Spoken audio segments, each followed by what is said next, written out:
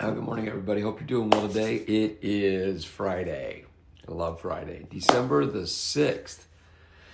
Wow, December 6th. Yeah, it is Friday, December the 6th, and we are fastly moving. I was talking about this the other day, and I was thinking about it, and I kind of look at this one whole thing as just one big holiday, Thanksgiving to Christmas. I keep doing that. Good morning. So anyway, but I kind of look at this from Thanksgiving to Christmas, just one big holiday, because as Christmas we celebrate the birth of Christ, and Thanksgiving we give thanks. So I just kind of look at it as this one whole holiday, we give thanks for the birth of Christ. Bam. Oh, that's what I'm thinking. Anyway, hope you're doing well today, and life is good on you and everything else. It's pretty amazing. Yeah. So anyway, let's see here. Let me think. Oh, let me just say this. Good morning. My name is Jay. My wife Vicki and I, we lead this amazing church called The Gate, Northwest Indiana, Chicagoland area. Hope you're doing well and that life is treating you well. Who cares what life is treating you? I'm just praying that you're just following Jesus, because sometimes life just sucks and it can just smack you down, and then it just comes around and you feel like you're being blessed. Remember this. Always remember this. Good morning, Rhonda Strummel. Blessings on you. Always remember this. All good things come from the Father above, or the Father of lights. In other words, anything that's good that happens. I got a really good friend of mine that she's always telling me, all truth is God's truth. In other words, if Jesus is the Son of God, and He says, "I am the way, the truth, and the life," anything that's true is from God. Anything that's not true is not from God. And so, yeah. So then, when I say I hope life's treating you good, I hope it is. But honestly, in fact, that's what I'm going to talk about today. Just a moment. But honestly, even if life is, if it's feeling like it's just smacking you down, I talked with a guy yesterday, he got a $1,700 bill because his brake line blew out. And he goes, right before the holidays. Isn't that kind of the way it always happens? And, sometimes it kind of feels like it is. Good morning. Good morning, GJ. Good morning, Luan. Thanks for being here today. God bless you guys. So that's what I have. I come to you every Monday, Wednesday, and Friday like this. And just to kind of give you a thought, a heads up, just kind of maybe going through, but really just to say, hey, we're all doing this together. So this is where we're at. So this morning, I kind of put in there, I think I titled this one, "You're So Emotional." And and I tell you, I don't know about you, but there have been days when I'm just ready to, go. Let my anger, my frustration, let my wife and my wife and some of her friends said that they have their 5-year-old self. And they just go back into feel like the old immaturity thing, and if we're not careful, we can do that. In fact, I'm convinced of this. I came across this quote that got me started on this morning, and I really feel like this is something for all of us, especially during this season, because this season can really get us into an emotional fit because of the pressures, the finances, just everything, the changing of the seasons as far as getting colder and everything else. You get sick, you're running too hard, you're trying to make up enough money or maybe taking on some extra stuff so you can do the holidays good and right and all that kind of stuff. And man, if you're not careful, it can get you going. But this is the quote that I came across is your emotions will want you to quit. Disregard them. In Romans, the 16th chapter in verse 18, it says there that this is why people do this, is they follow their own appetites. In other words, whatever they desire, whatever they're into, they just kind of follow that. And I'm convinced of this. I am convinced that if you're going to truly be somebody that brings in all of these ideas, and you bring in everything that you have with you, it's going to be a fight. If you bring in your vision, your desire, your going after God, we talk about it in the Believer's Prague, that you're going to go, you have a faith to move mountains, favor from the King of Kings, and a future that's out of this world. But did you know that there are things that are fighting against those three things every single day? There's three major enemies that you have: the lust of the eye, the pride of life, and the lust of the flesh. And then when your flesh, that's your appetites. That's what kind of gets you going. And it's the emotional things. It's where you just get so beat down and you get so tired and you're like, okay, I quit. Or you can get where you just lash out in certain ways. I know I used to always, man, I used to just get so frustrated I would lash out before I would go anyway. Go and before I would do anything else. And and I try to keep that in check. But when I get tired or I don't keep focused on what's at hand, I start following by what I see and then what I trust. 2 Corinthians 5:7 says that we walk by faith, not by sight. In other words, we walk by what we believe, what we have faith in, what we trust. But in this fast-paced world, emotions can often lead us down a path that we do not need to go. You get down that rabbit trail, and before long, you're just slammed.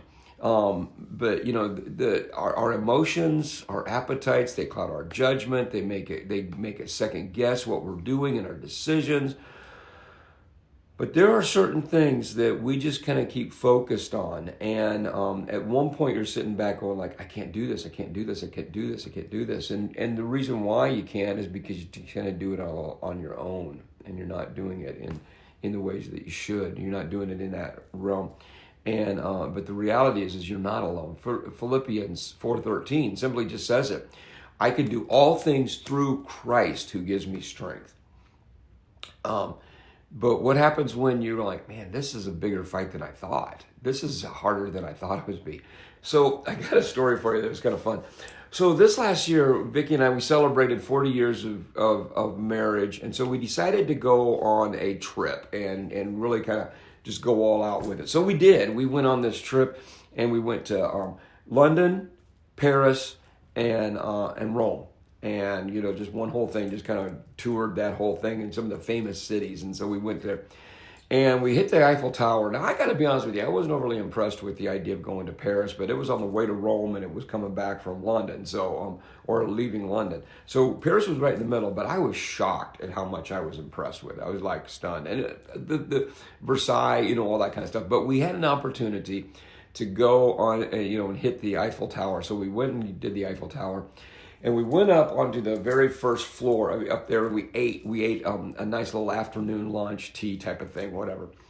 And looking over the whole city from the Eiffel Tower is awesome. But one of the things that we did is to get to this one level to do it, you had to use the stairs. Our pass did not take us to that third level or second level, whatever it was.